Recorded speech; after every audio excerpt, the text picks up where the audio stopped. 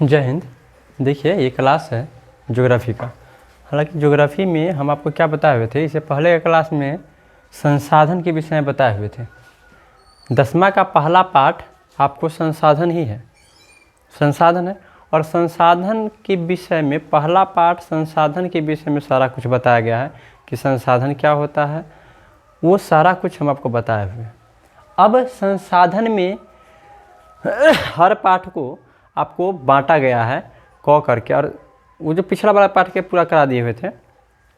अब ये जो है संसाधन में सभी पाठ को अलग अलग बांटा गया है, क ख ग घ अंग तक बांटा गया है और सभी में अलग अलग दिया गया है। जैसे प्राकृतिक संसाधन अगर स्टार्ट करते हैं, प्राकृतिक संसाधन तो उसमें भूमि संसाधन आता है, वन संसाधन आता है, जल माने प्रकृति के द्वारा जो संसाधन हमें प्राप्त है वैसा संसाधन जो हमें प्रकृति के द्वारा प्राप्त है। जैसे जल, जल जो है प्रकृति के द्वारा प्राप्त है। भूमि, भूमि क्या है, प्रकृति के द्वारा प्राप्त है। तो ये सब संसाधन, गाड़ी घोड़ा, गाड़ी घोड़ा सब मानव निर्मित संसाधन है, उसको मानव बनाया है तो उसको हम मानव निर्मित संसाधन कहेंगे। लेकिन जल क्या मानव बनाया है? नहीं, यह प्रकृति से हमें प्राप्त होती है, वातावरण से हमें प्राप्त होती है, तो उसे प्राकृतिक संसाधन कहते हैं। अब प्राकृतिक संसाधन कई प्रकार के होते हैं। भूमि भी एक प्रकार का प्राकृतिक संसाधन है, जल भी एक प्रकार का प्राकृतिक संसाधन है, समझे। वन भी एक प्रकार का क्या है, प्राकृतिक संसाधन है। तो ये सभी संसाधन प्राकृतिक संसाधन है। तो ये सभी संसाधन को अलग अलग करके चैप्टर दिया हुआ है, जिसको बारी बारी से हम पढ़ेंगे। इसमें पहला चैप्टर है भूमि संसाधन। अब भूमि संसाधन के विषय में हम पढ़ते हैं। देखिए बुआ, भूमि के मतलब क्या होता है, पृथ्वी, भू। भूमि संसाधन मानव के लिए बहुत ही उपयोगी है। भूमि मानव के लिए बहुत उपयोगी है। अगर मान लीजिए भूमि नहीं रहेगा तो हम क्या खाएंगे? भूमि पे ही तो खेती करते हैं, भूमि पे ही तो हम रहते हैं। भूमि का मतलब क्या, पृथ्वी। पृथ्वी पर ही रहते हैं, पृथ्वी पर ही क्या करते हैं हम, सारा क्रियाक्रम पृथ्वी पर ही करते हैं। घर बनाते हैं, रहते हैं, गाड़ी चलाते हैं, पेड़ लगाते हैं, ये सभी काम किस पे करते हैं, पृथ्वी पे। तो भूमि जो है एक बहुत ही क्या है, बहुत ही लाभदायक संसाधन है, बहुत ही ज़रूरी। अगर भूमि नहीं है तो मानव का जीवन वैसे ही बेकार चला जाए। भूमि नहीं रहेगा तो कहाँ रहेगा लोग? मान लो हमेशा जल जल ही रहेगा तो कैसे रहेगा लोग? तो इसीलिए भूमि संसाधन बहुत उपयोगी होता है। अब ये भूमि जो है ना, भूमि पृथ्वी जो देखते हैं आप, तो इसी भूमि पर तो क्या है, नदी है ना। इसी भूमि पर क्या है, वन है, वृक्ष है। इसी भूमि पर पहाड़ है, पर्वत है, गड्ढा है। ये पृथ्वी पर ही है ना, ये पृथ्वी पर ही। तब पूरे पृथ्वी पर भूमि को 3 भाग में बांटा गया है। 3 भाग में, पहाड़, मैदान, पठार, 3 भाग में भूमि है। हमारा जो भूमि है ये पृथ्वी, तो कहीं पे क्या है, पहाड़ है, कहीं पे पठार है और कहीं पे मैदानी क्षेत्र है। तो देखिए भूमि, ये पूरा भारत के हिस्सा के बारे में बता रहे हैं। भारत में 30% भूमि, 30% भूमि पर क्या है, 30% भूमि पर पहाड़ है। जैसे उत्तर में, उत्तरी भारत में जाके देखिए तो हिमालय पर्वत वो पहाड़ से ही घिरा हुआ है, वो क्या है, पहाड़ से ही घिरा हुआ है। तो 30% भूमि पर, 30% भूमि पर पहाड़ आते हैं। उसी पहाड़ से नदी निकलती है। कभी भी नदी जो निकलती है ना, पर्वत से होकर के ही निकलती है, समझे। नदी किससे निकलती है, पर्वत से होकर के निकलती है। तो इस भूमि पर, भारत के 30% भूमि पर, भारत पूरा देश है ना, तो भारत के 30% भूमि पर, 30% भूमि पर क्या है, पहाड़ है। इससे नदियाँ निकलती है, पहाड़ से ही नदी निकलती है। और नदी जो है क्या करती है, अपने साथ मिट्टी को बहा करके लाती है। देखिए पहाड़ भी होता है ना, तो एक मिट्टी का ही स्वरूप होता है। जब मिट्टी माने भूमि ज़्यादा ऊपर उठ जाएगा, ज़्यादा ऊपर उठ जाता है, तो जितना ऊपर जाता है तो टेम्परेचर कम होने के कारण क्या होता है, टेम्परेचर जितना ऊपर जाता है टेम्परेचर कम होता है, बर्फ़ का रूप धारण कर लेता है और उसके बाद वहाँ से नदी निकलनी शुरू हो जाती है। तो नदी जब वहाँ से पहाड़ से निकलती है तो अपने साथ कुछ माटी को ले आके आती है। माटी लेके आती है और समतल ज़मीन पर वह नदी क्या करती है, छोड़ देती है। तो इसीलिए पहाड़ के बगल में जो ज़मीन होते हैं ना, मैदानी एरिया, उस पर फसल बहुत अच्छा लगता है, समझे। तो क्या होता है कि नदी अपने साथ मिट्टी को लाती है, समझे, पहाड़ से, जिस पर हम क्या करते हैं, खेती करते हैं। तो 30% भूमि पर क्या है, पहाड़ है, और 43% भूमि पर मैदान है। हमको रहने के लिए इस भारत में भारत जितना बड़ा क्षेत्र आप देख रहे हैं, भारत के भूमि पर सिर्फ 43% भूमि पर ही हम रहते हैं, लोग वास करता है। बाकी बात पर तो पहाड़ है और पठार है। देखिए भूमि है, ये भूमि है, अगर थोड़ा उठा ना, थोड़ा मान लीजिए उठ गया भूमि, तो इसको पठार कहते हैं, और वही ज़्यादा उठ जाता है इसको पहाड़ कहते हैं। तो पहाड़ पठार में यही अंतर होता है, समझ गए बात। मैदान क्या कितना प्रतिशत है, 43%, जिस पर हम वास करते हैं, मन रहते हैं लोग। तो भारत के 43% भूमि पर कितना है, मैदानी है, 30% भूमि पहाड़ है, और 27% भूमि पर पठार है। अब पठार से क्या होता है, कई प्रकार के खनिज धातु निकलते हैं, कीमती खनिज सब निकलते हैं, लोहा, सोना, चांदी, ये सब क्या है, ये पठार एरिया से ही निकलते हैं। दक्षिणी पठार, जैसे कहते हैं दक्कन का पठार, दक्षिणी एरिया में, भारत के दक्षिणी एरिया में, नीचे वाले एरिया में अधिक, तमिलनाडु वगैरह में अधिक पठार पाए जाते हैं, समझे। और जहाँ पे पठार होगा ना, वहाँ पे ज़्यादा खनिज पाया जाता है। क्या पाया जाता है, ज़्यादा खनिज पाया जाता है। तो यहाँ समझ गए, भारत के, याद कीजिए, पहाड़ 30, मैदान 43, पठार 27, ये ऑब्जेक्टिव में आपको रहेगा। तो याद कीजिए, पहाड़ 30, मैदान 43, पठार 27, पहाड़ 30, मैदान 43, पठार 27, समझे। पहाड़ 30, मैदान 43, पठार 27, पहाड़ 30, मैदान कितना है, 43, और पठार 27। 1 2 3 बार बोलिएगा, आपको याद है। पहाड़ 30%, मैदान 43%, पठार कितना है, 27%। तो इस प्रकार से भारत की भूमि बटा हुआ है। अब देखिए भूमि जो है, समझ गई, पहाड़, पठार और मैदान समझ गए। मैदानी एरिया जहाँ पर रहते हैं पठार, जहाँ पे वहाँ भी रहते हैं, लेकिन पठारी एरिया में उतना वास नहीं करता है लोग, वहाँ पे खनिज ज़्यादा पाया जाता है, और पहाड़ी एरिया में तो रहना नामुमकिन होता है। तो वहाँ से, पहाड़ी एरिया से क्या होता है कि जल अपने साथ मिट्टी को लाता है, और क्या करता है, खेती के लिए बहुत उपयुक्त होता है। अब देखिए, ये समझ गया, ये भारत के भूमि का प्रतिशत है। भारत के भूमि में कितना है, पहाड़ है 30%, माने 30% भारत की भूमि में से 30% भूमि पर क्या है, पहाड़ है, 43% भूमि पर क्या है, मैदान है, और 27% भूमि पर क्या है, पठार है। आप याद कर लीजिए इसको। अब भूमि में सबसे महत्वपूर्ण भूमिका होती है किसका, तो मिट्टी का। ये भूमि किसका बना हुआ है, ये तो भूमि माने पृथ्वी जो है, उस पर माटी देखते हैं।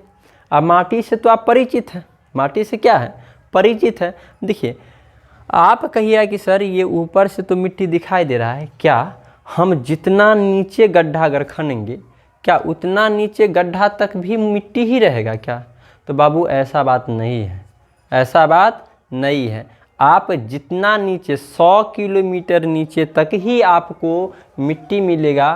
तो इसीलिए भूमि, पृथ्वी का एक छोटा सा परत ही होता है मिट्टी का। मिट्टी का क्या है, एक छोटा सा परत ही होता है, और उतना ही परत मिट्टी बनने में बहुत समय लगता है, समझे। तो मिट्टी यानी मृदा, मिट्टी का मतलब क्या, मृदा। तो मृदा वही चीज़ है, मिट्टी वही चीज़ है। तो आपको यहाँ पे टॉपिक हम लिखे हुए हैं मृदा निर्माण। मृदा के मतलब मिट्टी, मिट्टी का निर्माण कैसे होता है। तब वह मिट्टी का निर्माण कोई हवा सा चीज़ नहीं है कि ऐसा ही मिट्टी का निर्माण हो जाता है। मिट्टी के निर्माण में बहुत समय लगता है, बहुत समय लगता है।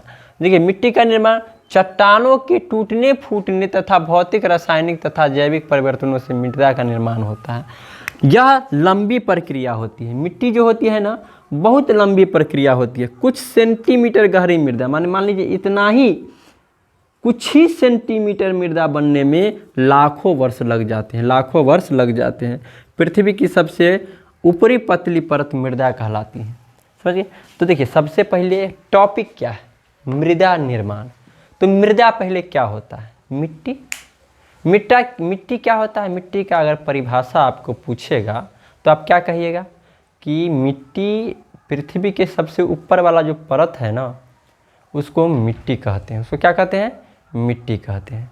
अब कहेगा मिट्टी का निर्माण होता कैसे है, आपको प्रश्न कहेगा कि मिट्टी का निर्माण यानी मृदा का निर्माण कैसे होता है, तो आप कहिएगा कि चट्टान के टूटने, फूटने, सड़ने, गलने, समझे, जितने जैविक पदार्थ है उस सब को टूटता फूटता है, समझे। उसके बाद क्या होता है, उसमें भौतिक परिवर्तन होता है, रासायनिक अभिक्रिया होता है, ये सारा कुछ होता है। उसके बाद मिट्टी का निर्माण होता है। जैसे में हम बताते हैं, ये मार्कर है, आप कितना भी, प्लास्टिक सिर्फ नहीं गलता है, आप कुछ भी चीज़ आपका नष्ट हो जाता है तो लास्ट में क्या बन जाता है, मिट्टी बन जाता है। बनता है कि नहीं। आप देखिए गड्ढा रहता है तो क्या करते हैं, कचरा फचरा सब गड्ढा में फेंक देते हैं, बात समझ, फेंक देते हैं। कागज़ रहता है, खौर पतार, चाहे कोई भी चीज़ रहता है, उसको क्या करते हैं, ये मार्कर सबको क्या करेंगे, गड्ढा में फेंक देते हैं। क्यों गड्ढा में फेंकते हैं, क्योंकि जानते हैं कुछ दिनों के बाद, बहुत दिन के बाद क्या होगा, ये सड़ेगा, गलेगा, गलने के बाद क्या होगा, दबाने के बाद इसमें रासायनिक परिवर्तन होगा, भौतिक परिवर्तन होगा, ये सारा कुछ होगा और एक न एक दिन ये क्या बन जाएगा, मिट्टी बन जाएगा। और मिट्टी बन जाएगा और मिट्टी का तो हमें गड्ढा में तो ज़रूरत ही नहीं पड़ता है, तो इसीलिए मिट्टी का निर्माण हो, यही चीज़ होता है। समझ गए। मिट्टी का निर्माण क्या है, क्या यह जल्दी हो जाता है, मिट्टी जल्दी बन जाता है, नहीं। मिट्टी बहुत लंबी अवधि में होता है, बहुत लंबी अवधि में पूर्ण होने वाली प्रक्रिया होती है, समझे, बहुत लंबी अवधि में पूर्ण होने वाली प्रक्रिया होती है। मिट्टी के निर्माण में कुछ ही सेंटीमीटर मिट्टी बनने में लाखों वर्ष लग जाते हैं। गुआ सबके देखते हैं, गोबर हम क्या करते हैं, गुआ पर फेंकते हैं, गोबर को गुआ पर फेंकते एक दिन बाद, बहुत दिन बाद देखिए एकदम मिट्टी बन जाता है। बहुत दिन के बाद क्या होता है, मिट्टी बन जाता है। चाहे कुछ भी चीज़, कोई भी चीज़ आप फेंक, लोहे को रख दीजिए ना, लोहा को रख दीजिए, बहुत दिन बाद एक ऐसा समय आएगा ना, जंग खाते जंग सब, माने एक समय ऐसा आएगा वो सारा क्या बन जाएगा, मिट्टी बन जाएगा। तो यानी कि जितना प्रकृति में आप चीज़ देखते हैं ना, वो हर चीज़ को एक न एक दिन मिट्टी बन जा रहा है। आदमी मरता है तो उसको जला देता है, वो तो मिट्टी बन जाता है, न बन जाता है, बन ही जाता है, कुछ भी मिट्टी बन जाना ही है। तो मिट्टी निर्माण यही चीज़ होता है। मिट्टी निर्माण क्या होता है, यह एक लंबी मिट्टी निर्माण। तो चट्टान के मतलब क्या, पर्वत। तो आपको पूछा जाएगा कि मिट्टी निर्माण क्या है, तो मिट्टी निर्माण एक लंबी अवधि में पूर्ण होने है, बहुत लंबा। मिट्टी निर्माण में बहुत लंबा समय लगता है। चट्टान टूटता है, फूटता है, उसके बाद मिट्टी बनता है। भौतिक परिवर्तन के मतलब क्या, भौतिक दबाव मिलता है तो मिट्टी बनता है। तो इस प्रकार से मिट्टी का निर्माण होता है। आगे देखिए, यह एक अत्यंत धीमी प्रक्रिया है। अब देखिए मृदा निर्माण का कारक कौन कौन होता है, मिट्टी जो बनता है उसका कारक क्या क्या होता है। तो उच्चावच या धराकृति, मूल शैल या चट्टान, जलवायु, वनस्पति, जैव पदार्थ, खनिज कण, समय।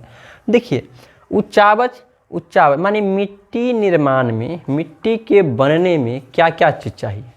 तो सबसे पहले समय तो लगबे करता है, काफ़ी समय लगता है, तो टाइम दीजिए। मिट्टी बनने में क्या चीज़ दीजिए, टाइम दीजिए, समय का इंतजार कीजिए। अब मान लीजिए कचरा उचरा सब सभी भर दीजिएगा, कहिए काइले मिट्टी बन जाएगा, ऐसे होगा, नहीं हो सकता है।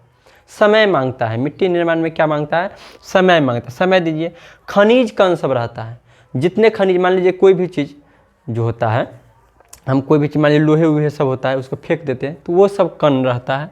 जैव पदार्थ के मतलब होते हैं कि वैसा पदार्थ जो कभी ना कभी जीवित था। जैसे बेंच ही देखते हैं, जैसे ये प्लाई देखते हैं, तो प्लाई क्या है, कोई लकड़ी से बना होगा, और लकड़ी कभी ना कभी तो जीवित रहा होगा ना, तो उसको जैव पदार्थ कहते हैं। तो कुछ पदार्थ चाहिए, मिट्टी को बनने के लिए कुछ पदार्थ चाहिए, हवा से थोड़ी मिट्टी बन जाएगा, कुछ पदार्थ चाहिए। जैव पदार्थ, वनस्पति की वन में जो पाया जाता है वो चीज़ सब चाहिए। जलवायु के मतलब देखिए, जलवायु भी बहुत ज़्यादा काम करता है मिट्टी निर्माण में। जैसे मान लीजिए कि कैसे कहता है कि बारिश के मौसम में ज़मीन बैठ जाता है, बारिश के मौसम में क्या होता है, ज़मीन बैठ जाता है, तो पानी क्या होता है, बैठता है, बैठने के बाद दबाव अधिक होता है, उससे मिट्टी का निर्माण बहुत जल्दी हो पाता है, समझे। तो वनस्पति ये क्या कहते हैं, जलवायु भी चाहिए, जल भी चाहिए हमको, ये चीज़ मिट्टी के निर्माण में, समझिए। उसका मूल शैल या चट्टान चाहिए, उच्चावच माने कि धारा, पृथ्वी का दबाव चाहिए, पृथ्वी का दबाव चाहिए। आप अगर मान लीजिए किसी भी कचरा सबको आप जात के रखिएगा तो उसमें जल्दी वो मिट्टी बनने की संभावना रहेगी। जल्दी के मतलब जानते हैं, जल्दी के मतलब कायले परसों नहीं, बहुत लंबा। लेकिन अगर वैसे ही खुला छोड़ देते हैं तो अधिक समय में बनता है, समझे। देखिए आप क्या, देखिए हम बताते हैं, कचरा फेंक दिए, वो मिट्टी नहीं बन रहा है, लेकिन उसी पर अगर माटी भर देते हैं ऊपर से तो वो जल्दी मिट्टी बन जाए। वो कचरा से मिट्टी बन गया है, क्योंकि ऊपर से मिट्टी हो गया, यानी कि दबा गया वो कचरा से था। पहले दबा हुआ नहीं था, पहले दबाल नहीं था, कोनो चीज़ से दबाव नहीं पड़ा था उसको, तो इसीलिए उसको मिट्टी बनने में लेट लग रहा था। लेकिन जो माटी हम रख दिए तो उससे जल्दी मिट्टी बन गया, दबा गया। इससे गोबर सबको देखते हैं, गोबर से ऊपर वाला गोबरे रहेगा, लेकिन सबसे नीचा में जो बहुत दिन पहले रखे होइएगा, सबसे नीचा वो मिट्टी बन गया रहा है। यानी उच्चावच चाहिए, मैंने पृथ्वी का उसको दबाव चाहिए। तो ये होता है मिट्टी के निर्माण में कारक, ये सब बहुत ही काम करता है। अब मिट्टी समझ गए, मिट्टी क्या होता है समझ गए, मिट्टी निर्माण कैसे बनता है समझ गए। भारत के कितने प्रतिशत, तो क्या आपसे बता दिए हम कि 30% पहाड़ है, 43% मैदानी क्षेत्र और 27% क्या है, ये है पठारी क्षेत्र है भारत में। अब देखिए मिट्टी जो होता है तो मिट्टी कई प्रकार की होता है, हालांकि मोटा मोटी 8 प्रकार की मिट्टी होता है, जिसमें से कुछ हम आपको इम्पोर्टेंट जो 10वां में है वो सब हम पढ़ेंगे यहाँ पे। 8 प्रकार की मिट्टी में हम कम से कम 6 प्रकार की मिट्टी हम यहाँ पे पढ़ेंगे।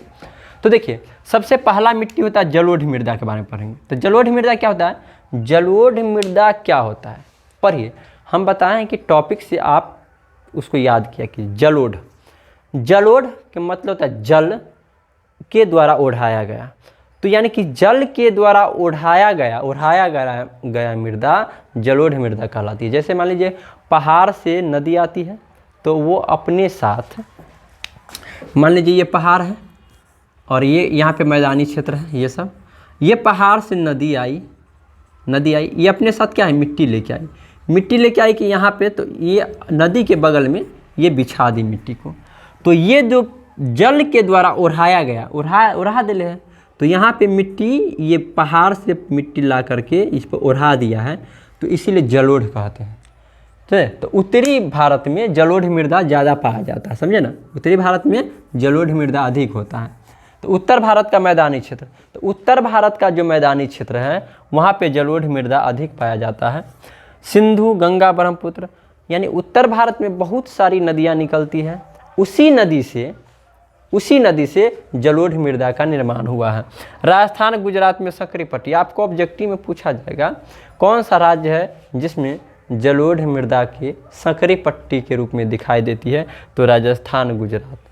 कौन से राज्य में जलोढ़ मृदा के संकरी पट्टी दिखाई देती है, तो राजस्थान, गुजरात। भारत में, पूरे भारत में 6.4 हेक्टेयर क्षेत्र क्या है, जलोढ़ मृदा का क्षेत्र है। इसका बनावट कैसे देखिए, जलोढ़ मृदा में बालू रहता है, सिल्ट रहता है, मृतिका पदार्थ सब रहता है, यानी कि अवशेष सब रहते हैं।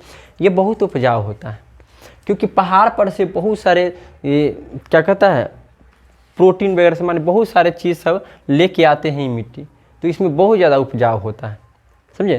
तो जलोढ़ मृदा में क्या होता है, बहुत उपजाऊ ज़मीन होते हैं। देखते हैं बाढ़ आता है तो जो भूमि बंजर रहता है उस पर भी आपको फसल लगने लगेगा। मतलब कि जो बाढ़ आई थी ना, सो कहीं ना कहीं से मिट्टी ला करके आपके ज़मीन पर रख दिया है, समझ गए। तो इस प्रकार से ये जलोढ़ मृदा के बारे में, इसका रंग भूरा रंग के होता है। जलोढ़ मृदा किस रंग का होता है, भूरा रंग के होता है। अब देखिए जलोढ़ मृदा 2 प्रकार के होता है, जलोढ़ मृदा 2 प्रकार के होता है। देखिए जलोढ़ मृदा भूरा रंग के होता है, 2 प्रकार का होता है जलोढ़ मृदा, एक होता है बांगर और एक होता है खादर। हालांकि ये दोनों मृदा जो होता है उपजाऊ होता है, लेकिन बांगर कम उपजाऊ होता है खादर से, क्योंकि इसमें कंकर और बजरी जो होता है ना अधिक होता है। कंकर बजरी अधिक होने के कारण बांगर खादर से कम उपजाऊ होता है, लेकिन और मिट्टी से तो अधिक उपजाऊ होता ही है। खादर में क्या होता है, खादर जलोढ़ में, जलोढ़ ही है ये दोनों। खादर में बालू के महीन कण होता है, छोटे छोटे कण होते हैं, बालू के बहुत छोटे कण होते हैं, बहुत उपजाऊ होता है, अधिक उपजाऊ होता है खादर। इस खादर में पोटास, फास्फोरस और चूना की प्रधानता होती है। आपको ऑब्जेक्टिव में पूछा जाएगा कौन सा मिट्टी में पोटास, फास्फोरस और चूना होता है, तो खादर अगर ऑप्शन में रहेगा खादर मार देंगे, नहीं तो जलोढ़ रहेगा तो जलोढ़ में मार देंगे। नाइट्रोजन की कमी, कौन सी मिट्टी में नाइट्रोजन की कमी होती है, तो खादर में या जलोढ़ में। समझे, जलोढ़ का ही भेद है। इसमें कौन सा फसल अधिक होता है, गन्ना, चावल, गेहूं, मक्का और दलहन फसल, ये सब अधिक होता है। गन्ना, चावल, गेहूं, मक्का, दलहन, ये सब फसल क्या होता है, खादर में अधिक होता है। इसमें गहन रूप से कृषि की जाती है, माने एक खेती खत्म होती है फिर से उसका दोबारा खेती हम स्टार्ट कर देते हैं, यानी कि बहुत अधिक उपजाऊ होता है। जब ऐसा बात है तो यहाँ पे लोग तो अधिक रहेंगे ना, तो इसीलिए जिस जगह पे खादर या जलोढ़ मृदा पाई जाती है वहाँ पे लोग अधिक रहते हैं, जनसंख्या वहाँ की अधिक रहती है। एक टॉपिक है यहाँ पे, उत्तर बिहार में बालू प्रधान जलोढ़ को दियारा भूमि कहते हैं। उत्तर बिहार में